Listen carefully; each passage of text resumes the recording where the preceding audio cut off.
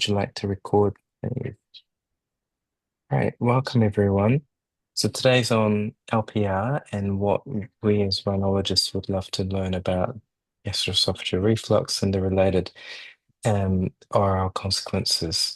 So first speaker is Dr. Shim, gastroenterologist at Concord and Macquarie, graduated from University of New South Wales, finished gastroenterology training, took fellowship at Royal North Shore Hospital, and has special interest in gut motility, reflux disease, chronic constipation, irritable bowel syndrome. She leads an esophageal function test clinic, performs high-resolution manometry, 24-hour pH monitoring, both at Concord and Macquarie, and has research interests with multiple in the field of gut dysmotility and focuses on disorders of gut and brain interaction. So thank you, Lisa, for joining, and the floor is yours. Thank you, Ray, and thank you for inviting me to speak in today's webinar. It is a topic close to my heart, so what I thought I'd do is give everyone an update regarding reflux disease as an overall, and then I'll go into LPR later. So we all know that reflux is a very common condition. It affects up to 1/5 of the Western population.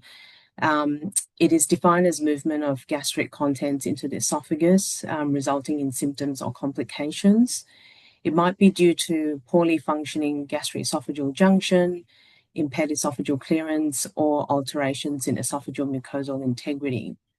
Reflux esophagitis is when there's a break in the esophageal mucosa, as you can see on the picture there, due to the refluxed gastric contents.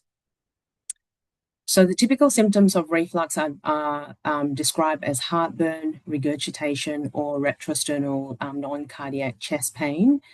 But we know that symptoms are not well correlated with pathological diagnosis of reflux disease. And even using validated questionnaires, it is not helpful in patients who have non-erosive reflux disease.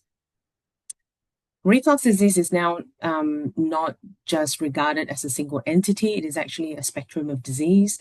As you can see here, it ranges all the way from erosive esophagitis, where you have pathological acid reflux exposure, all the way to the other end of the spectrum, where patients have reflux hypersensitivity or functional heartburn, described as esophageal hypersensitivity. So the diagnosis of reflux is notoriously difficult. I mean, in the primary care setting, it is not unreasonable to give patients an empirical trial of PPI, and I think that's very reasonable. However, as you can see there, the specificity of this is quite low. Salivary pepsin has been thought to be maybe a bedside test that can be helpful in diagnosing reflux. However, it has been shown to be poorly associated with pathological acid reflux and is currently not recommended.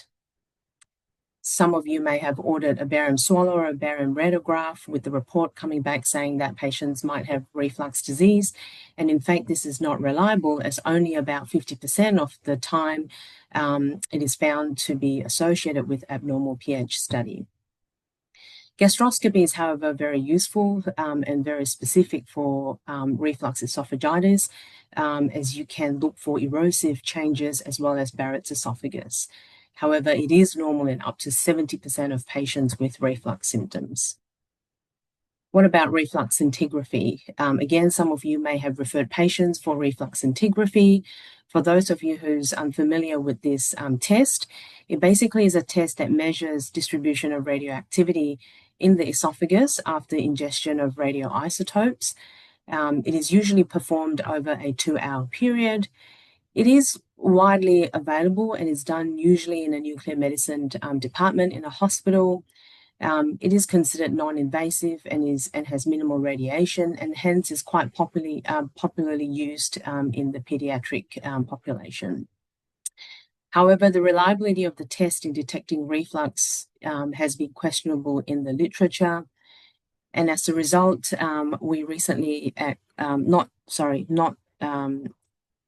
too long ago at Concord Hospital, we did a study which compared between reflux scintigraphy and 24-hour pH impedance study in patients who were referred to our esophageal function lab at Concord Hospital with reflux disease. We recruited 30 patients. Patients would come in, have their pH impedance probe inserted, and before they go home, they then go over to the nuclear medicine department to have a reflux scintigraphy at the same time. And the primary objective was to determine the differences in the reflux episodes in both studies using validated physiological metrics on pH study. And as you can see here, we found that the outcome of reflux scintigraphy did not correlate with the metrics that were measured. And in fact, it has only very moderate sensitivity and specificity. And hence, this study is currently not recommended. And in fact, it does not form part of the diagnostic algorithm in any of the international guidelines for diagnosing reflux disease. Esophageal function tests are regarded as one of the best tests for diagnosing reflux, and it consists of esophageal manometry and ambulatory esophageal pH monitoring. So esophageal manometry is a test that measures the motor function of the entire length of the esophagus, all the way from the upper esophageal sphincter down to the lower esophageal sphincter.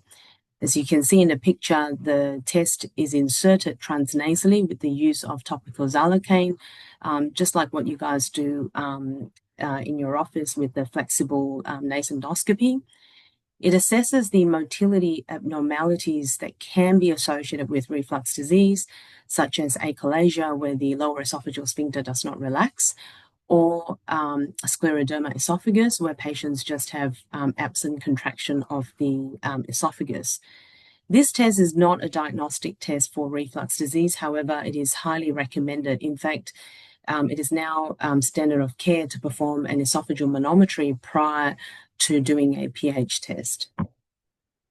So this is just a snapshot of what the high-resolution esophageal manometry plot looks like once the tube is inside the patient. It has multiple color plots, and every time the patient swallows, you can actually determine the peristaltic activity from the upper esophageal sphincter here down to the esophagus and down to the lower esophageal sphincter. So what about ambulatory esophageal pH monitoring? It is at the moment regarded as the gold standard test for diagnosing reflux disease. It comes in two modalities. The left one is the wireless pH study or the Bravo capsule, and on the right is the catheter-based pH impedance study. The wireless pH study, as the name implies, it is placed under endoscopic guidance, so the patient is sedated when the capsule is placed, and hence it is much more comfortable. It allows prolonged monitoring up to 96 hours, and hence it captures the day-to-day variability. However, it is unable to measure the number of reflux episodes or the types of reflux, such as your non-acid reflux. The catheter-based impedance study obviously is not as comfortable. It requires, again, just like the manometry insertion, putting it into the nostril, and the outer part of the catheter is attached to a portable recorder, as shown in the picture. The patient basically wears this for up to 24 hours. The downside of this test, it does lack day-to-day variability because it's only a 24-hour monitoring. However, the beauty of it is that with the impedance probes, it allows measurements of the number of reflux episodes, the proximal extent of how high the reflux goes up to, which can be important in LPR, and also to determine non-acid reflux. So with the impedance electrodes, they are mounted along the length of the pH catheter, and using its properties, it's able to measure bolus transit, both antegrade and retrograde. So this is just a snapshot of maybe 2 seconds of the pH impedance monitoring. So the most bottom line here is the pH probe, and the top part here is basically the impedance probes starting from distally up to proximally of the esophagus, and based on how the bolus clearance moves and how the lines move, so I'm not going to go into this obviously in detail, I can tell when the patient has done a swallow. when the patient has had a reflux episode, and when the patient has cleared it. And because this particular episode is associated with a pH of less than 4, this is considered a reflux event. On the other hand, this is also, as you can see, it's traveling all the way up from lower esophageal sphincter up to the most proximal impedance channel, and hence this is considered a proximal reflux event. And because it is associated with a pH of more than 4, this is a non-acid reflux. The recorder that the patient carry, the patient is instructed to press buttons to indicate symptoms, and that's actually very important because it helps to detect reflux symptom association.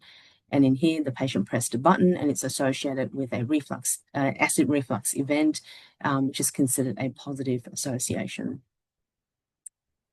So what is refractory reflux? Because this is actually quite common. Up to 45% of patients taking once daily standard dose PPI will report refractory symptoms. And there are a number of potential causes. So I always tell my patients to take their PPI at least 15 minutes to half an hour before meal, because studies have shown that that's the best time it suppresses gastric acid. So it's always very important to check non-adherence or compliance. You'll be surprised that a lot of patients are not taking their PPIs correctly. There might be a rapid PPI metabolizer, particularly in Asian population where they have the CYP2C19 polymorphism. In this sort of group, your standard dose of 20 milligrams esomeprazole, for example, may not be sufficient to control symptoms. And in those patients, I do use up to 40 milligrams daily. Other reasons are patients might have weak acid reflux or non-acid reflux. They could have residual acid or nocturnal acid breakthrough, particularly patients who report that they get symptoms, when they lie supine at night. And you might, in this sort of particular patients, you might want to consider adding a H2 receptor antagonist before bedtime. They could also have functional esophageal disorders, which I have described to you before. And these sort of patients will not respond to PPI. In patients who particularly have really refractory symptoms and regurgitation, I do make sure that I order a gastric emptying study to make sure that I'm not missing gastroparesis. And also in major esophageal motor disorders such as achalasia that might have been missed because the patient never had a manometry study. So this is just a diagnostic algorithm for patients who present with typical reflux symptoms. So if you have a patient with heartburn, ordinarily you would do an upper endoscopy on these patients. As I've alluded to before, 70% of them will have a normal endoscopy. What do you do with this group of patients, particularly if you've given them PPI and they still haven't responded? They should proceed with a pH test. About 50% of these patients will end up having abnormal pH tests or pathological acid reflux. There will be a significant number of patients who will have normal pH study. What do you do with this group of patients? That's when you look at their symptom reflux association. If there is a positive symptom reflux association, they are classified as having reflux hypersensitivity. And if there's absolutely no symptom correlation, then they're under the group of functional heartburn. So what about, let's move on to atypical reflux, or the other terminology might be extraesophageal symptoms or laryngopharyngeal reflux. This is an area that a lot of you, as well as gastroenterology colleagues, would see and would often provide a really difficult clinical challenge, as we all know. It accounts for as many as 10% of ENT and GI outpatient consultations. We all know that these symptoms significantly impacts on the patient's quality of life, and it's also associated with anxiety and depression. LPR is often regarded as reflux of stomach contents to the upper digestive tract. However, there are multiple mechanisms that can lead to LPR symptoms. And controversy exists around what the best diagnostic approach is, because there is no single gold standard test for diagnosing LPR. As you can see in this table here, there are a multitude of potential diagnoses that could explain the patient's laryngopharyngeal symptoms. And I often always engage my colleagues, such as the respiratory physicians, if patients present with chronic cough or asthma, and of course with my ENT colleagues, particularly if they have throat symptoms, and even potentially the dentist as well. And we know that laryngopharyngeal reflux symptoms are non-specific to the disease. As you can see here, there's no difference in terms of prevalence of LPR symptoms whether patients have or does not have esophageal symptoms. And most patients with LPR, to complicate things even more, most patients with LPR actually do not have objective reflux as a mechanism for their symptoms. And as many as 60% actually have normal ambulatory reflux monitoring studies. And as a result, earlier this year, there's been a publication of the San Diego consensus to sort of try and come up with some sort of guidelines for treating physicians for this particular difficult disease. Some of you might recognize the authors. It consists mainly of gastroenterologists. However, there are 9 ENT consultants in the committee. There's also, I think, 3 speech pathologists and 1 psychologist. So in order to try and, I guess, sort of have a consensus regarding the terminology of LPR, the consensus committee have suggested that we use laryngopharyngeal symptoms to describe all the symptoms that we all know of, and however to use laryngopharyngeal reflux disease to describe symptoms and objective evidence to support the relationship of symptoms to gastroesophageal reflux events. And hence it's important to note that just because you have laryngopharyngeal symptoms does not mean that you have laryngopharyngeal reflux disease. As I've alluded to before, all the validated questionnaires for reflux disease are not very specific, and in fact it is even less so for patients with laryngopharyngeal symptoms. And even using reflux symptom index and reflux symptom score, which some of you might use in your office, they have also been shown to have quite poor specificity for laryngopharyngeal symptoms. However, they may have value in assessing change in symptoms and treatment response. It is obviously agreeable that laryngoscopy is a crucial part in the initial evaluation of patients with laryngopharyngeal symptoms. And it's really important to assess for any other non-reflux related diseases, which I don't need to obviously go into. But we also know that there's been a number of studies which showed that findings on laryngoscopy alone cannot be used to diagnose reflux disease because some of these signs of LPR can be found in healthy volunteers. They also talked about video stroboscopy for patients mainly with voice changes. You would know more about this than I do, so I won't go into that. And I've already spoken about upper endoscopy, which is very useful in sort of increasing your suspicion for patients who might have reflux disease, particularly if you see signs of esophagitis, Barrett's, and even hiatus hernia. So the role of pH testing in LPR is mainly to determine if there is pathological acid reflux. However, objective evidence of reflux does not implicate reflux as the cause because laryngopharyngeal symptom is such a heterogeneous symptom.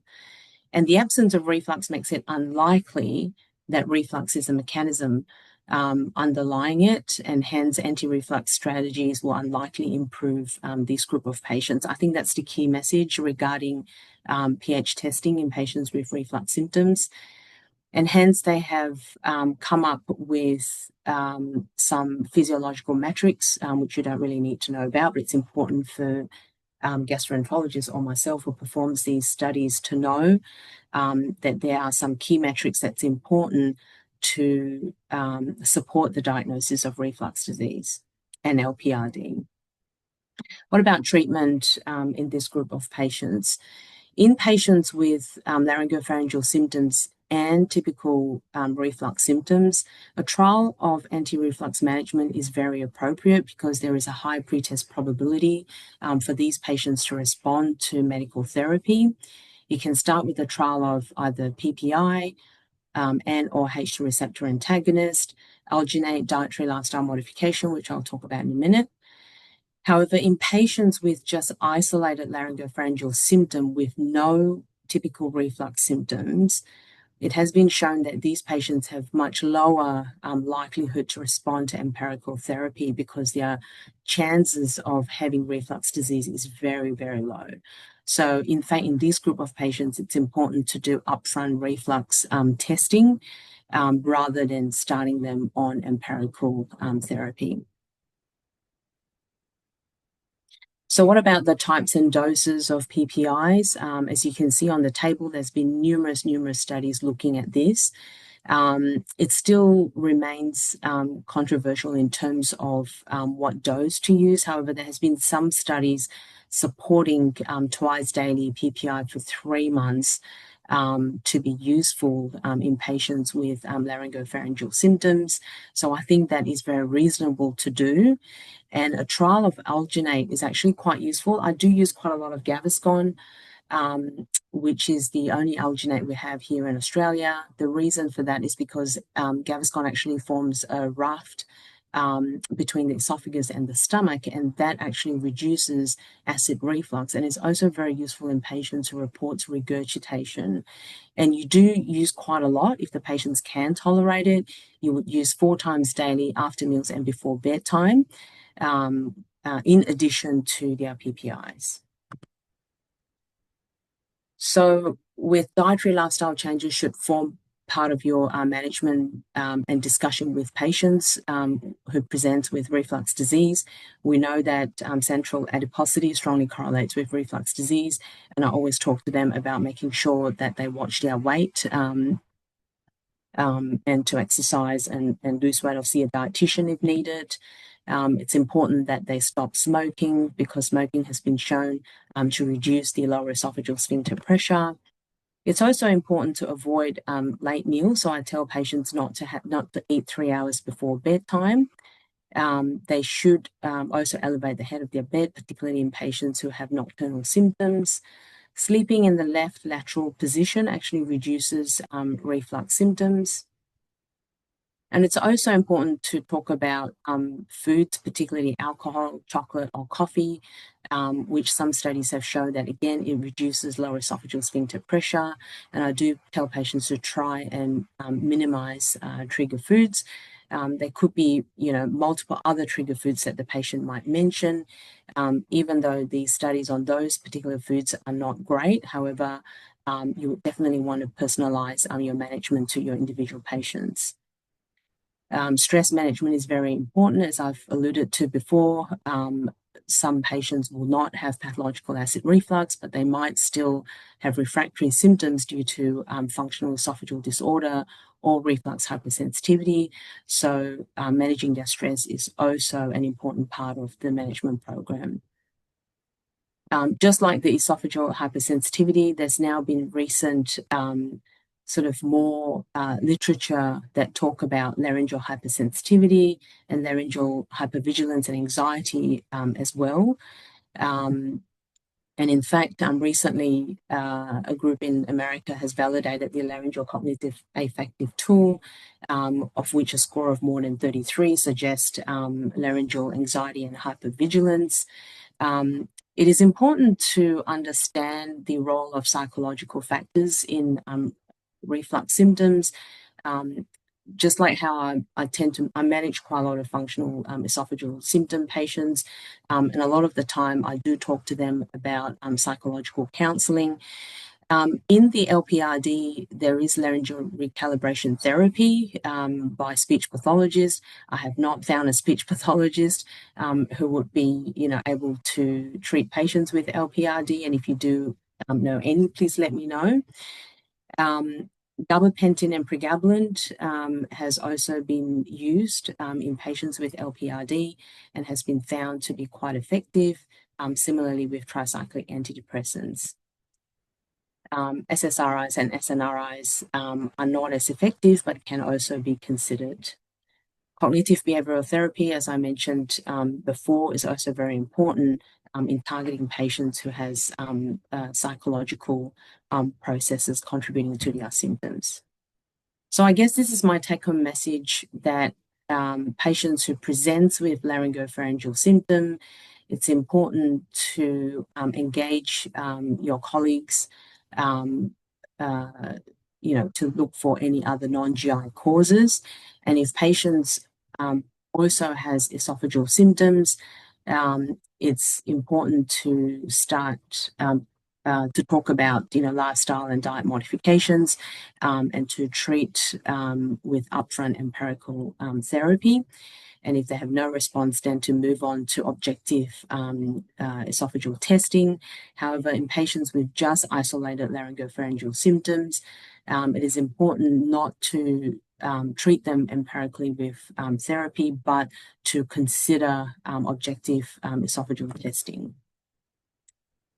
And this is the two hospitals at Concord and Macquarie that I work at. And this is my email and number. And if you have any questions about the studies, or if you know of any great speech pathologist, let me know, and I'll be more than happy to answer any questions. Thank you. I hope I'm in time. Thank you. All right. I don't see any burning questions in the chat room. Maybe we'll get Jacqui introduced, and if you can hang around, Lisa, we can have a little discussion at the end if anyone has any questions. So Associate Professor Jacqui Allen is a laryngologist in Auckland, undertook fellowship training at the Voice and Swallow Centre at UC Davis, and has come back and set up a swallowing research lab at University of Auckland, and is a subspecialist in laryngology with an office in endoscopy laser techniques. Big academic, was researching interests including neurogenic dysphagia, swallowing, nutrition across lifespan, vocal fold scar, translational research, reflux disease, as well as novel engineering and modeling for swallow dysfunction. Jacqui is past president of Dysphagia Research Society, member of the American Bronchoesophageal Association, American Laryngological Association, and all of these various international associations and editorial board members for peer-reviewed journals. I think I can stay all night introducing Jacqui, so I might hand over to you. Thanks. Can you see this on the screen okay? Yes. Hearing? Yeah, great. So good. Thank you very much for the invitation to talk. And I think this will work well after Lisa's really great summary there, and maybe fill in some of the little gaps that people still have when they think about LPR, GERD, extraesophageal reflux, hypersensitivity, all of these monikers that we add to the bit where they just didn't respond to their PPI. And I think I can perhaps give my personal take on why that might be and how that might relate to some of the patients that you guys see aside from me. So actually, I'm going to call my talk nose globus because I think that laryngopharyngeal reflux term is just very weighted and kind of presupposes what's going on, and that makes it difficult, and that's why we have so many management quandaries. So unfortunately, I have no disclosures to announce. And as Ray says, I'm a clinical laryngologist. I worked in California. Most of those people on that San Diego classification I know. And I will just point out that that's a very heavily North American weighted thing, and they lack several medications and approaches that we can use elsewhere. And hence they have a very singular perspective on reflux. I think that's quite different to elsewhere in the world.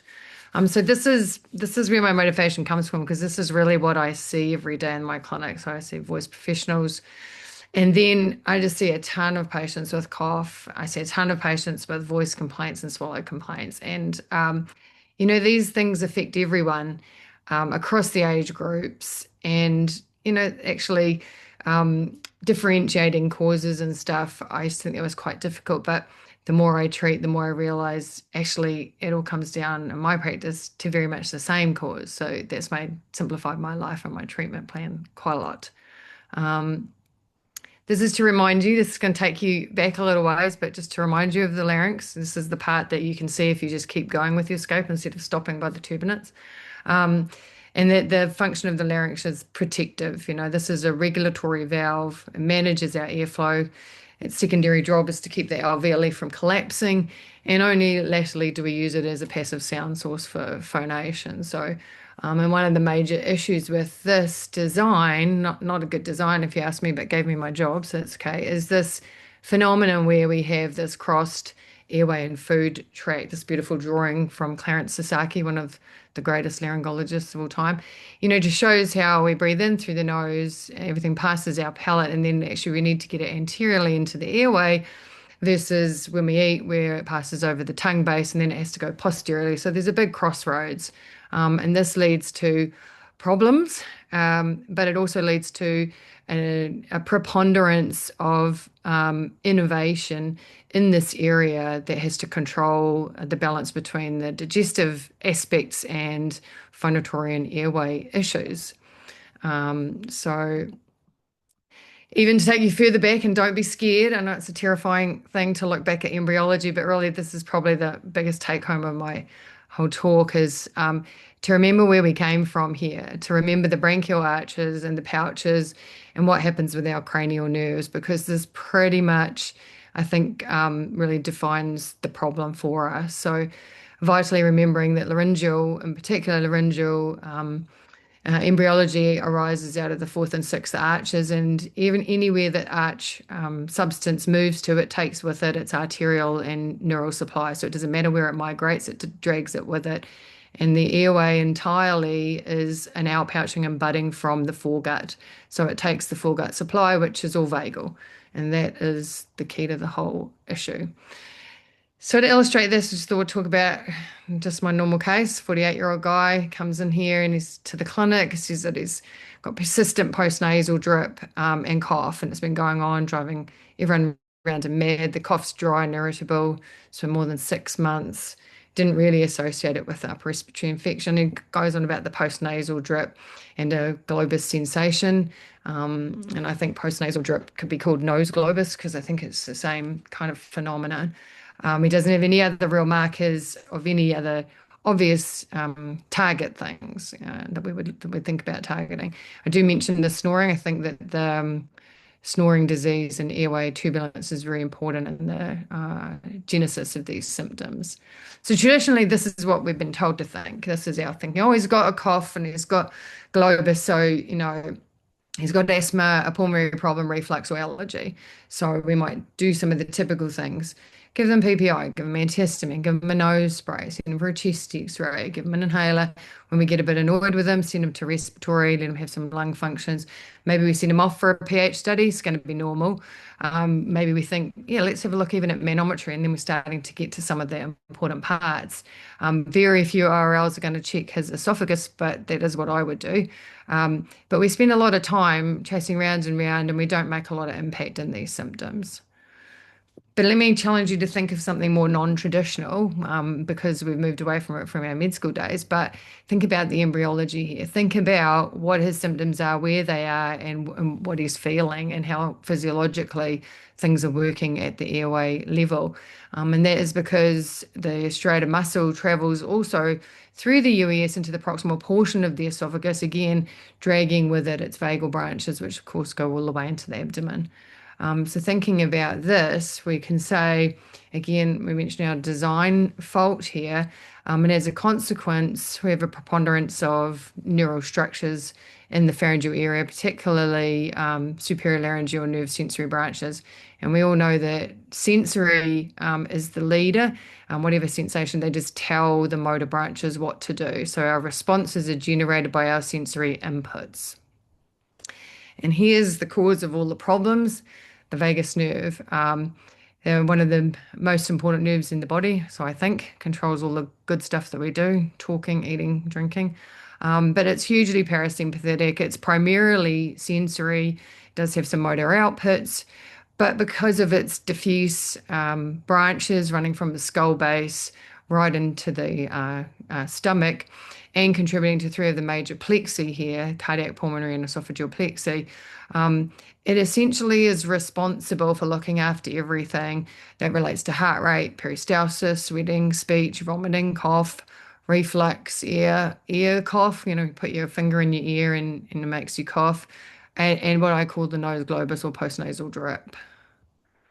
And because of these wide and diffuse interactions, it's well known that the vagus is a system in which convergence occurs. And so that means that disparate anatomical areas contribute to central actions, central responses.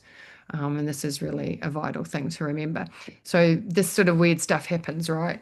Esophageal spasm feels like chest pain. People think they're having a heart attack. They actually take their GTN and that relaxes esophageal muscle too, so they feel like they get relief. So they think they have an angina, but it's coming from the esophagus. Or, as mentioned, scratching the ear canal causes us to cough. Or frequently, what happens in my theatre is I touch the epiglottic tip with the rigid laryngoscope when my patient's not quite deep enough, and away they go, having a bradycardia while they're under anaesthesia because of pinged the branches of the vagus there. And what I think is really important, drawing of the palate, vibrations of the palate and the pharyngeal walls causes a sensation of globus constriction, friction on the surface, and this nose globus, postnasal drip, whatever you want to call it. And this is all because of vagal convergence, because of vagal sensory effects. So here's the dude, and we do the usual thing, get his story. Medications are very important. I agree with Lisa there that they're really contributory a lot of the time. And if we just did an ENT thing, we'd look here at the larynx and go, oh, it doesn't look too bad. Or maybe it's a bit red. Maybe they've got LPR, terrible name. Look at his reflux symptom index and say, oh, whether it's up or not. I think that should be called the laryngeal irritation score, and then it would be a lot better if we just changed the name of that score. It'd be much, much more useful. But here's what I do, which is wake gastroscopy, so TNE in the office. And here we turn up at his gastroesophageal junction. You can see he's got this huge extension of the squamocolumnar junction right above there, a nice big tongue of Barrett's cruising up his esophagus. So what I do is I have a look down here because I want to do what Lisa said, which is rule out any other significant pathology. I want to have a look at his lower esophageal sphincter because it's a huge determinant of his pharyngeal responses, what the LES is doing. The UES in kind and reciprocally will do the opposite and twice as hard. And then I want to do other things like take a biopsy if I see something abnormal. So because Rowan asked me to talk about LPR, so here's LPR, but GPs send our patients, they call it, oh, you've got silent reflux, and it always cracks me up. It's not silent. These patients come in with throat clearing, globus, mucus, phlegm, snoring, irritation, constriction, dysphonia. It's hardly silent. It's a whole raft of symptoms, And I even wonder why we call this reflux at all, because these patients don't have acid soiling in the pharynx. That's extraordinarily rare. That's not what's generating their symptom profile. And so the idea that it's sort of this micro soiling, I think, in the pharynx is not borne out by objective testing at all. And we ran a PEPs and salivary study very recently, taking 100 symptomatic and 100 normal patients, doing their PEPs and hourly through a day. So we had 7 to 9 samples of these patients, and there was absolutely no difference in the PEPs and estimations in the two groups, regardless of symptoms, regardless of their RSI, RFS at all. So unfortunately, that isn't going to be a great indicator of diagnosis. It might help us with choosing treatment, but it's not going to be a diagnostic tool. So for me, this is really a combination of sensory irritation that's leading to responses within the pharynx. And that irritation can come from a whole bunch of stuff: inhaled irritants, dryness, heat and cold, adrenaline. We have a whole ton of adrenaline receptors in the pharynx if patients are stressed out. Then up go the pressures in the UES, that feeling of constriction. And we use this in common parlance. We describe this already in everyday speech. We say, "Oh, he stood up and listen to him. He's all choked up." When we get emotional, he's all choked up. We already use that exact phrase. That tells us exactly what's going on, because this is a sensory overdrive. This is part of the flight or fight primitive responses that exist in the pharynx to help us. And we know that these patients do very poorly with PPI. They don't get great responses. Sometimes PPI makes them worse because it gives them bloating, and it has a whole bunch of other side effects. So the more they mouth breathe, the worse their symptoms will be. And there's very close correlation with laryngeal irritation and snoring and OSA. So for me, this really represents sensory dysfunction, superior nerve dysfunction. And because really there's a bunch of common triggers and common pathophysiology, this is what leads me to say it's great. There's a common way to treat all these patients, so that's cool.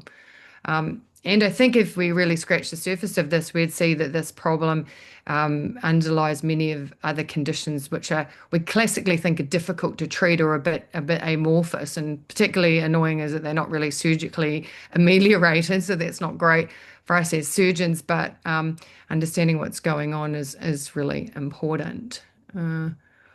So this idea of the globus sensation, even what we would say is a typical globus sensation, which is more at the UES, I feel that this is very similar to what people feel, even if they feel a little higher up at that palate level, at that uvular contact point with the pharynx. This is all just irritation, and it's a superior laryngeal nerve sensory driver. It's organic, though. It's important not to think that globus is not organic and that it's somehow psychosomatic. That is not true. Is it increased by anxiety? Absolutely, because we have adrenaline receptors. So, of course, it's increased by anxiety. That's not because they're bonkers mad. That's because it physiologically works like that. And so, from our perspective, when we think about, say, nasal treatment, if the nose is very blocked, they're going to have a lot more airway turbulence and mouth breathing. I think that's very problematic. If their nose is very open, that means we've really cleared it out during a fest or something.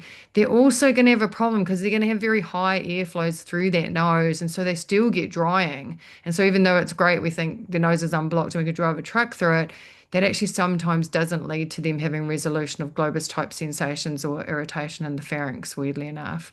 And if you do manometry, and we do a whole bunch of high resolution impedance pharyngeal manometry, and we've just been involved in the Leuven consensus to benchmark that, much like Chicago classification does for the pharynx, but for the esophagus, sorry. You don't actually measure high UES pressures, although I often tell the patient that, so it's an explanation for them. But what this is a misinterpretation of that pressure signal, that protective UES function going on to stop regurgitant material entering the pharynx, to deal with dryness where the two surfaces, anterior and posterior, at that UES level and that pharyngoesophageal segment are rubbing and irritated, and they feel it there. They can feel it. It's real. It's just not because the muscle needs to be cut. They don't need a myotomy to deal with this. There's a couple of quite interesting papers, including histological paper, which biopsied a whole lot of people's palates, which is an interesting permission to get. But with vibratory snore trauma, we can see substantial changes in the soft palate and posterior pharyngeal wall, including sensory impairments on objective testing, thermal sensitivity. Vasodilation is frequently reported in biopsies, mucus gland hypertrophy, and then interestingly, nerve degeneration. So prolonged trauma essentially causes myelinated nerve degeneration. And this is evidenced on EMG, which changes. They get polyphasic potentials and motor neuropathy. And this is just caused by long-term contact friction and irritation. And so these changes are significant and can lead to symptomatology. And I draw the parallel with chronic cough because I see a ton of it and because it so readily follows a very similar suit, and people talk about this unexplained cough. And, Lisa mentioned this new terminology. It's not really new. I mean, people for 25 years since Tom Murray described this have said that it's a nerve-mediated symptom, and the respiratory people call it upper airways hypersensitivity, and other people call it irritable larynx or post-viral vagal neuropathy. Well, it's all just the same problem, it's the same set of triggers. You can talk to a patient who comes in with this and you can just say, oh, and does this bother you? And does this bother you? And they're like, yes, yes, because it's very, very characteristic. And this is the problem. There's not just one cough receptor or one irritant receptor. There's a whole ton of these receptors within the pharynx, all through different sets of nerve groups, myelinated and non-myelinated fibers. And these all can be activated by different sets of stimuli. So every day, the triggers to their cough irritation or their globus irritation can be slightly different because a different set of these things is irritated, but that all passes back and depolarizes the superior laryngeal nerve branches, so into vagus again, right? And this TRP group is a big target, and what we find with these TRP, these transient receptor potential groups, and you see these clusters here, is that these are active across body temperature ranges, and they bind a whole range of things, and they're sensitive to temperatures. And we can see TRPV1 is the most studied, and there's loads of them in the airways and the esophagus all the way to the stomach. But also in the nasal epithelium, we have the same, plus TRPV4, TRPA, and TRPM8s. And these ones are sensitive to heat and cold at opposite ends of the spectrum. They're sensitive to strong smells like mint or camphor. And people often be aware of smells stimulating cough or smells stimulating constriction. I sniff this when I'm cooking and my throat feels constricted, this kind of business. And these TRPV receptors are also found both centrally and in peripheral neuromuscular junctions. Here's a beautiful recent paper about TRPVs and nasal symptoms. They looked at a group of patients who had chronic rhinosinusitis, polyposis, as well as people who just had allergic rhinitis. And they have these very complex but beautiful diagrammatic explanations of what's going on here with neurogenic inflammation being mediated through TRP stimulation, but leading to a strongly type 2 response in the nasal epithelium. And this, for years, of course, has been observed. And lots of people have postulated this chronic exposure to bacteria like the Staph aureus they've drawn here. But it could equally be by other things stimulating this TRPV group and other receptors as well, and leading to long-term changes in barrier defects. So because there's a range of receptors and a range of stimuli, there's innumerable combinations in which we can trigger this state. And what happens is we just end up with a perpetual state of heightened awareness and sensitivity throughout the nasopharynx and pharynx. And therefore, if you sit under the air conditioner, it bugs you. If you are talking on the phone, it bugs you. If you bend over and you lift something and you valsalva, it bugs you. And so this whole range of things becomes irritative to the nerve. So then what do we do about this? This convergence patterning and this whole raft of things. And I think this is where Lisa touched on this. It's important to understand this convergence thing, and this is happening across the cranial nerve. So the trigeminal nerve is involved with that and also has a nucleus that it shares with the dorsal motor nucleus output of the vagus. So it's sending some signals back as well. And so thinking again about this gut respiratory interaction, right? So then what do we do? And the answer is you don't need to keep referring these patients anymore because you can treat them yourself in the office. When you give them one go with one thing, it doesn't work. That's why they travel around from one practitioner to another. Here, try your inhaler. That doesn't work. It's good for a week and then it's rubbish. Here, try your PPI. It's good for a week and then it doesn't work because there's too many other receptors that can be stimulated. So we need to have more of a concerted wraparound, and they need to understand what's the underlying cause of this and how to manage the nerve really, because if you don't manage that, it's going to come back. As mentioned by Lisa, behavioral retraining and sensory tricks are a crucial and very effective way to get into the management of this. Plus using buffers and barriers, avoiding the triggers if there are obvious ones, and then the use of neuromodulators. And the reason why they work is because the nerve is the driver. And if we protect the nerve because we block it from being stimulated, then we're going to reduce irritation. If we help the nerve by neuromodulators, we're going to help the irritation. If we tell the patient you need to retrain your nerve, the SLN is very plastic, we can retrain it. We can use sensory tricks just the same way as we do for dystonic reactions. So if you give a person a lozenge, the reason that that's helping them is because the nerve, the SLN, is busy managing their swallow, and it doesn't care anymore about that cough tickle that's going on or that bit of nose globus because it's busy managing the swallow. So you make that nerve be busy with something else, and you'll find that the urge to cough and that irritable throat will go away for a period. It's nothing that's in the lozenge. You don't need to buy expensive medicated things. You could suck on a cherry pip, chew sugar-free xylitol gum, and you'll get just the same benefits. And if we do that and we increase moisture because the throat hates dryness, then you can get 3/4 of the way into managing their symptoms without even giving them anything else.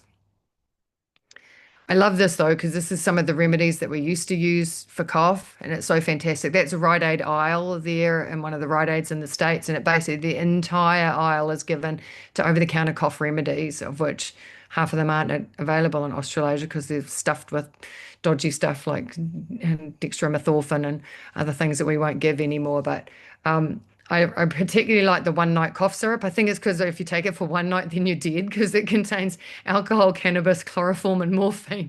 So, of course, you're going to stop coughing because you're probably going to stop breathing if you take that stuff. So, yeah, some pretty cool cough sort of treatments. Um, you guys use the term the unified airway for many nasal things, and it applies equally across the spectrum into the pharynx and larynx, and then into the upper airways, and it's for this exact same reason that we've been talking about. So a team-based approach is super helpful. It's great to engage other colleagues, to have the speech therapist, and I'm lucky to have a very good therapist who I can use to do desensitization type approaches. And so you get the tests for the other stuff to rule out things. So it's basically a rule out, make sure they have their HRC test so you're not missing an upper lobe tumor, fine. But once that's done, then you come back to the problem, which is that nerve. This is one of Anne Vertigan's studies. I think it's just gem, total genius, when they did objective cough frequency counting. It's so cool. You can see in all the people that are typically would be bad, smokers with 33 coughs an hour, asthmatics with 107, and then these supposed idiopathic chronic coughers with no other problems, coughing at 477 times an hour, just way off the Richter and telling us that the nerve is completely out of sync and out of reality. There's no need to be coughing that much for anything, right? So we know that this is not an appropriately triggered response. So you can get them to do all their good nasal behaviors. You can do their washes and their moisture, and definitely the more hydrated they are, the better it goes.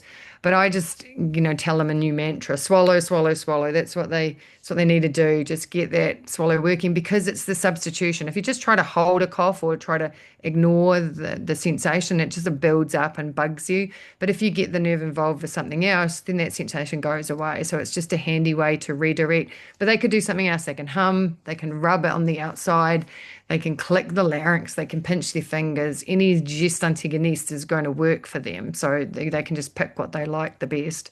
I do think that managing snore trauma is really helpful.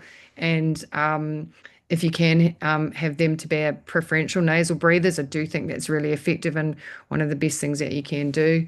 And to avoid, key obvious environmental irritants, which is mostly dryness and volatile smells, chemical smells. When you're thinking about medications, it's interesting that Lisa talks about this in this way. The way I think about it is exactly the same meds, but in the reverse reasoning. So I use the alginates because they're a brilliant barrier, and it's super effective. And I think that Reckitt Benckiser should shout me a holiday to Fiji because of how much Gaviscon I dish out to patients. And it's very effective, and they can use as much or as little as they want. It works really quickly and it lasts a long time, and it really addresses multiple things. It hydrates the throat, it forms the raft that prevents regurgitant material leaving the LES. It's the only thing that absorbs pepsin and bile properly, and so you're dealing with non-acid reflux primarily, and so this is one of the few things that helps us. Um, and it's safe, so we're not going to cause a whole lot of side effects for that.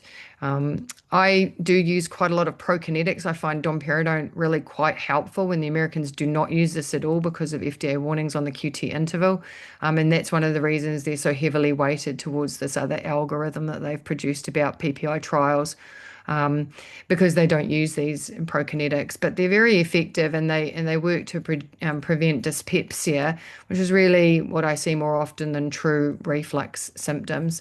And it clears the stomach quicker, and if there's less stuff in the stomach, there's less to regurgitate, right? There's less pressure. And then I use the neuromodulators. My preference is to use pregabalin first just because it's better tolerated and less side effects, but sometimes I'll bump back to get gabapentin if they didn't do so well on their pregabas. Um, but I really try to push their own level of control first. And you use this for a short course, and I explain to them we're going to use it for a short course, and then we're going to get you guys off the stuff. And you'll notice here that I almost never put patients onto PPI. It's extraordinarily uncommon for me to use that unless they have frank heartburn or erosive esophagitis when I TNE them.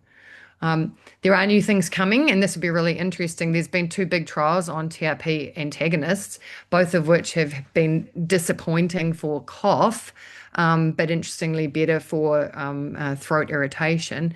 And then for cough more recently, this very promoted gefapixant, which is now available in the UK, which is the P2X3 purinergic antagonist. And we ran one of the study sites here, and it does seem to be quite helpful for chronic refractory cough. So we'll see that come to market really shortly.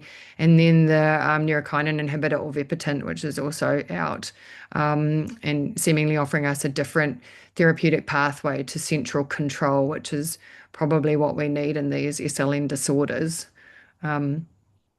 So to go back to the question of the day, the LPR management, and we use that in inverted commas for me, is what I would do is I would try to redefine the problem to the patient, because they don't believe that they have reflux mostly anyway because they didn't get benefit from their PPI. So I kind of go off that. I talk to them about regurgitation and about the throat irritation, but I really don't talk to them about reflux based stuff because it's often isn't that. I explain the aspects of the triggering, and I encourage them to use a lot more behavioral management and protection in the pharyngeal area, and to provide alternative options, that substitution behaviors that I mentioned. And then I target the nerve. And so the other thing I'll do is I'll do a direct superior laryngeal nerve block with a combination of lidocaine and dexamethasone right at the SLN. And that sometimes has a benefit. I don't think it's a panacea, but it's easy to do, and that can sometimes help the patients, but give them their trial.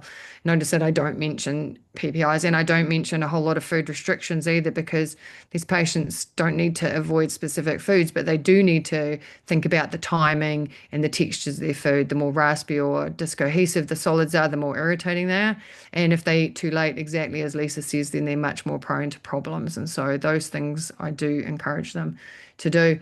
And lots of these patients go away and they receive these procedures in the picture, nasal incisionless fundoplications now, and Stretta, and all sorts of things that go with this, all kind of managing the lower esophageal sphincter problems. And in true heartburn, they're incredible, but in LPR, they're just so much less effective and less durable.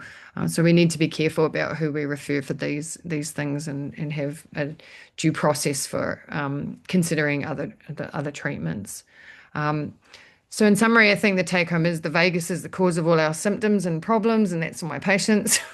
But this has really got a physiological basis. And so for me, LPR, nose globus, postnasal drip, call it what you want. It's all a sensory dysfunctional disorder.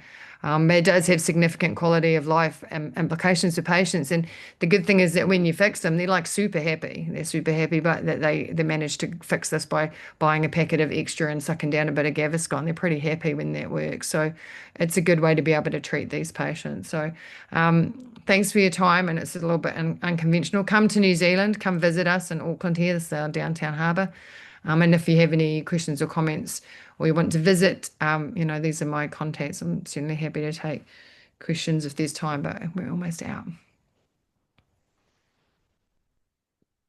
I mean, the floor is open for questions, but Lisa, do you have any comments about Jacqui No, is. I really Yeah. enjoyed your talk, Jackie. I think it really echoed a lot of what I've said, and particularly in your last point that I think patients who present with LPR, laryngopharyngeal symptoms, we really need to be careful about even considering anti-reflux surgery because often they will not improve on that. And I have had a few patients who've actually heard about anti-reflux surgery and have come specifically requesting for it.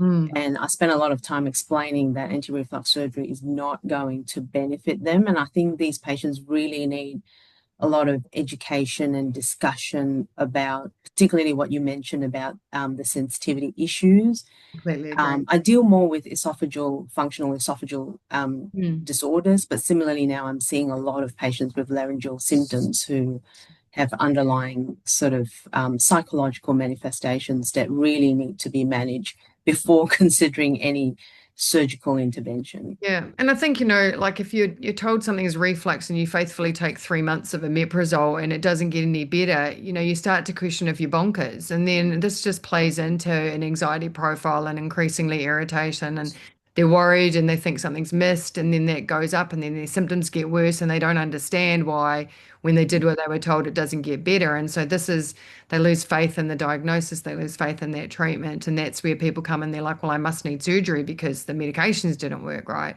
And it's because we've sort of inappropriately told them that, this is an acid-based disease, and that, you should be able to fix this by avoiding coffees and taking your PPI. And it's just not going to be what manages it. And so I think we make a rod for our own back with some of the treatments that we put out there.